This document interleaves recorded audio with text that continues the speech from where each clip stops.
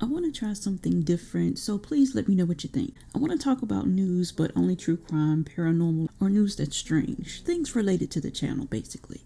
I have 5 stories today and 2 creepy videos that I want to share with you, so let's get into story 1. It's a mess. In this story, police were called to a McDonald's in Midvale, Utah on Monday, February 21st because a man brandished a gun at the drive-thru when he received the wrong order.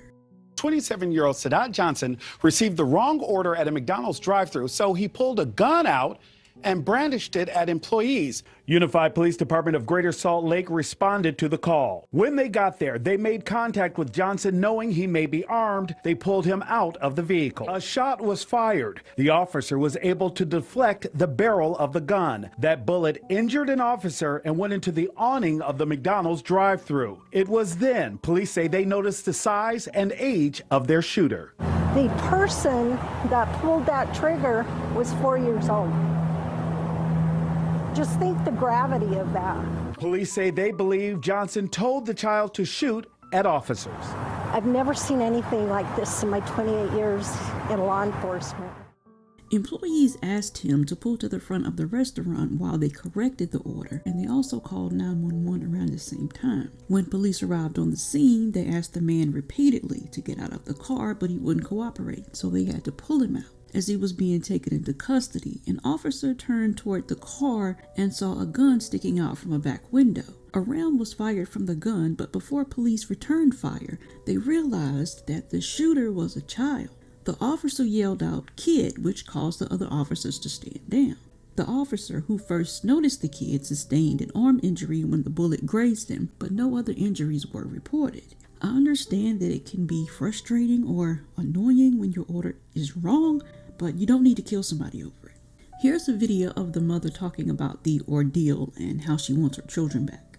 Alexis Davis says she's in shock. It kind of brought me to my knees because he put a loaded weapon in my 4-year-old's hand. Police say Johnson told him this wasn't the first time the child had gotten a hold of his gun. The incident has Davis worried about how it will ultimately impact her son. It will mess with my son mentally in the future, and that's something I will have to deal with. Davis, who lives just outside of Atlanta, Georgia, says she and Johnson made an agreement in August of last year to have 2 of their kids stay with him for a short period of time. After this incident, she says she's working right now with the Utah State Division of Child and Family Services to get her children back sooner rather than later. I had a virtual meeting this morning, and they just kind of, updated me on everything. And I guess they made another hearing in March. It sucks. It's hurtful. I'm praying about it, and I just want my kids home as soon as possible. Hey, good evening, Marnie. Yeah, just a terrifying ordeal for family, for everybody on board. We can tell you tonight the Carnival Valor is back in port. It docked in New Orleans earlier today, but that woman went overboard more than 24 hours ago, and tonight the Coast Guard still searches for her. She was on the 10th floor, and they say she jumped off. She kissed her son and jumped off. These pictures and video, taken just moments after a 32-year-old woman jumped overboard from the Carnival cruise ship Valor, show a life preserver and a smoke signal on the water. It was very scary. They came over and said, "Man overboard," and we were in the casino at the time. It was loud, so we were like, did he just say "man overboard"? News Nation has asked Carnival for details, but so far they have not responded. However, they did issue this statement. Carnival Valor is supporting the search for a guest who reportedly jumped overboard from her balcony on Wednesday afternoon while the ship was at sea. The ship's command immediately began search and rescue procedures, returned to the area near where the incident occurred, and notified the U.S. Coast Guard. Some passengers, like the Grants, back on land, wanting more answers. Sick to the stomach, and I'm still feeling sick after this, man, because it was crazy. I'm like, why the hell did the boat keep going? And they still left this woman out there. This situation started because of an incident between a man and a woman in the hot tub area on the 10th deck of the ship, and security had to get her out of the hot tub. Alicia! Well done. Very quick. Well done. All right. This one. Game 3, prime time for late.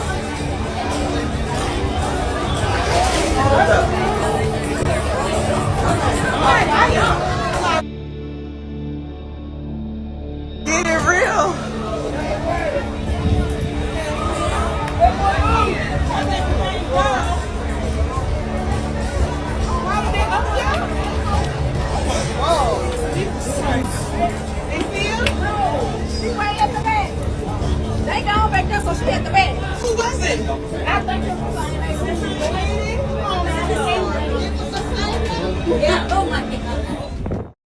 The person, Alicia, that she's calling out for, I don't know who that is, but if you do know more about this story, please share it with us in the comments.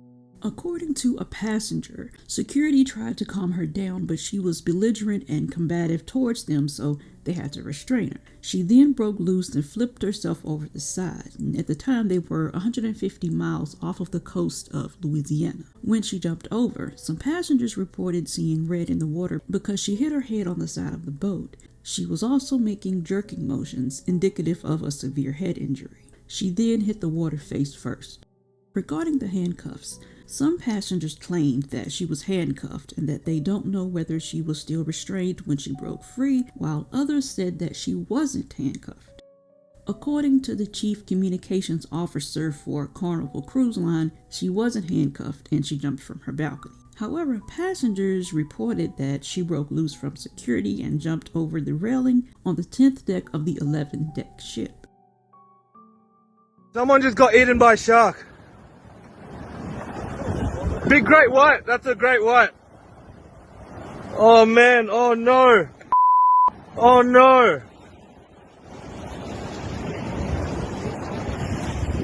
That's insane.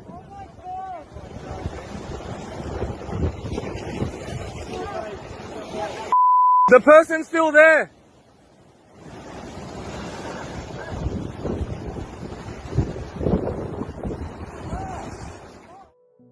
Simon Nellis was a British diving instructor who had swam with sharks in the past. He was currently training for a charity swim in Sydney, Australia when he was killed by a 10 to 15 feet long great white shark. He was swimming at Little Bay Beach when he was attacked, just 500 feet from the coast. Witnesses reported seeing a swimmer being attacked by a shark off the rocks. The shark had attacked him vertically. Other witnesses said they heard a yell, and when they turned around, it looked like a car had landed in the water because of the size of the splash. A nearby fisherman filmed the scene and said that the shark exploded on the surface before dragging Simon's body out into the ocean. Half of his body was taken by the shark. Police arrived around 4:30 p.m. and after searching the area, they located human remains around 6:30 p.m. Unfortunately, Simon had suffered catastrophic injuries and there was nothing that paramedics could do.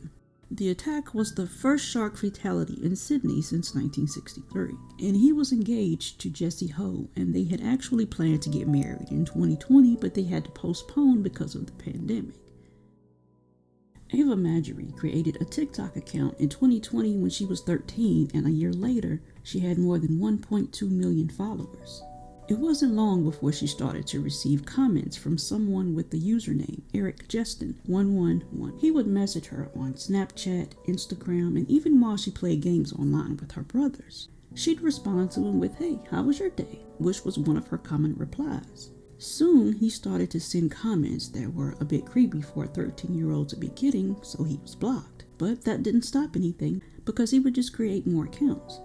Eric Justin 111's real name was Eric Rowan Justin. He was 18 and lived in Maryland, and Ava lived in Florida. What Ava and her parents didn't know was that Eric had become terribly obsessed with Ava. He had contacted some of her classmates and was paying them for pictures of her as well as for her phone number. Her parents allowed her to send him 2 or 3 Snapchat selfies for about $5, but then he started asking her for more explicit photos. I'm confused about the prices because Ava says that she sold them for $5 while websites are saying $300. Ava thought the selfies would stop the harassment of her and her friends, and in the meantime, she continued to block him on all of her accounts. Because he lived hours away and was only 18, her parents felt that he probably didn't have the means to actually get to their home. Her father says that he now regrets not taking it more seriously.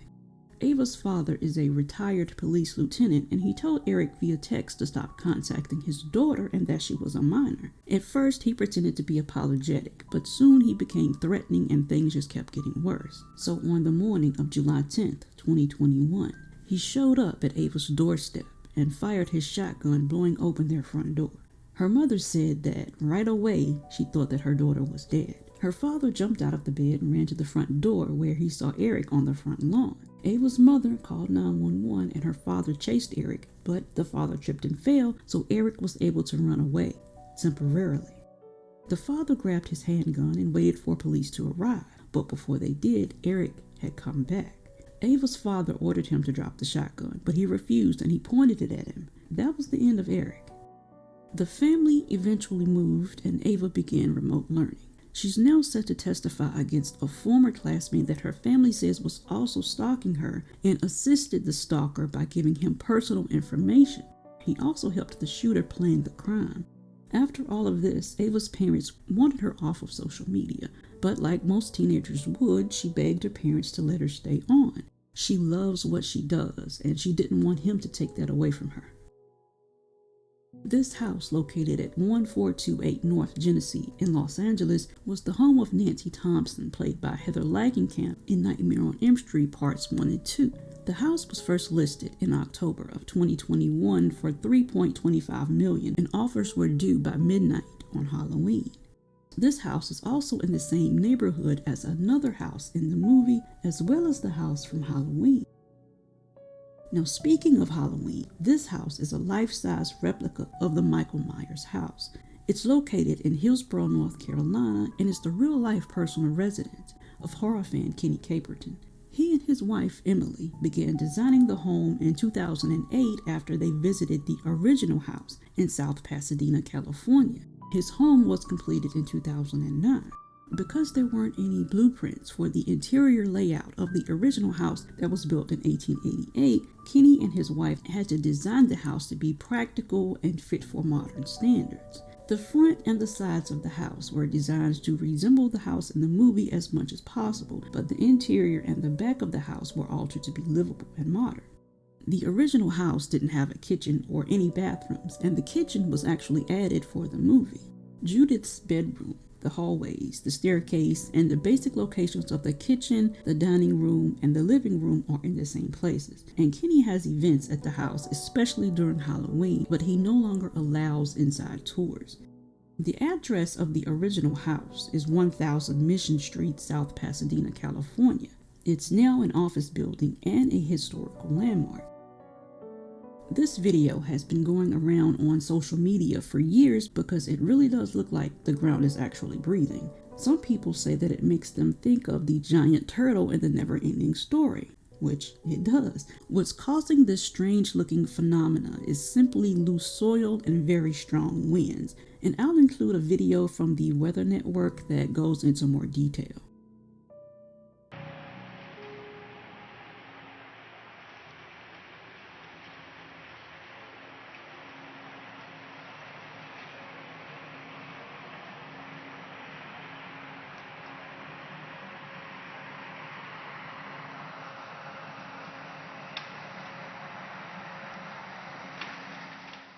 This video here freaked me out when I saw it, but from what I found online, the tree is actually being cut down because you can hear machinery in the background.